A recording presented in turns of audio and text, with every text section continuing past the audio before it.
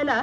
এবং আজকে আপনারা আসিয়ার দিকে তাকান, আসিয়ার ঘটনা কিন্তু একমাত্র না, গত কয়েকদিন ধরে এবং আজকেও এরকম ঘটনা দেখা গেছে যে 4 বছরের একটা বাচ্চা মেয়ে। ধর্ষণ আমাদের সমাজে একটি দৈনন্দিন অপরাধের মতো হয়ে গেছে। ঠিক যেমন রাস্তাঘাটে ছোট বাচ্চাদের মারামারি, ঠিক তেমনই আমরা দেখতে পাই যেন অহরহ ধর্ষণ ঘটছে চারিদিকে। নারীর প্রতি সহিংসতা এমন চূড়ান্ত রূপে চলে গিয়েছে যে বর্তমানে নারীর নাগরিক মর্যাদা, নারীর আত্মমর্যাদা এবং তার সামাজিক স্বীকৃতি প্রশ্নবিদ্ধ।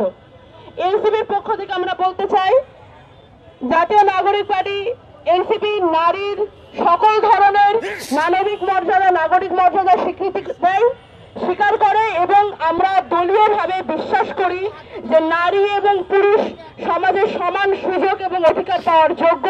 আর একই সাথে সামনের দিনে জননিরাপত্তা, নাগরিক নিরাপত্তা, নাগরিক মর্যাদা এবং নাগরিকের অধিকার নিয়ে এনসিপি কাজ করে যাবে। সামনের বাংলাদেশে শুধু আসিয়াই নয়, এর আগে তনু, নুসরাত থেকে শুরু করে যতজন, বেগমগঞ্জের সেই গৃহিণীর কথা আমার মনে পড়ে আজকে এখানে দাঁড়িয়ে, যারা যখন সহিংসতার শিকার হয়েছেন এই সমাজে, এনসিপি ভবিষ্যতে তাদের সকলের বিচারের জন্য দাবি রাখবে।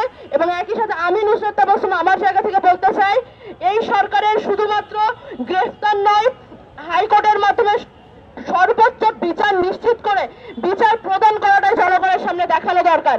যতক্ষণ না অন্য অপরাধ মানসিকতার মানুষজন আরেকটি অপরাধীর শাস্তি হতে দেখবে, ততক্ষণ পর্যন্ত তারা লাই পেতেই থাকবে। তারা ভাববে গ্রেফতারি তো শুধু হবে, তারপরে তো জামিন নিয়ে বের হয়ে আসবো, এর বেশি কি বা হবে। অপরাধ কমানোর জন্য অপরাধীর বিচার নিশ্চিত হওয়াটা এই সমাজে খুবই জরুরি। আজকে আমি এখান থেকে জানাতে চাই, আগামীর বাংলাদেশের নারীর নিরাপত্তা নিশ্চিত করাই হবে আমাদের অন্যতম মূল লক্ষ্য। ধন্যবাদ।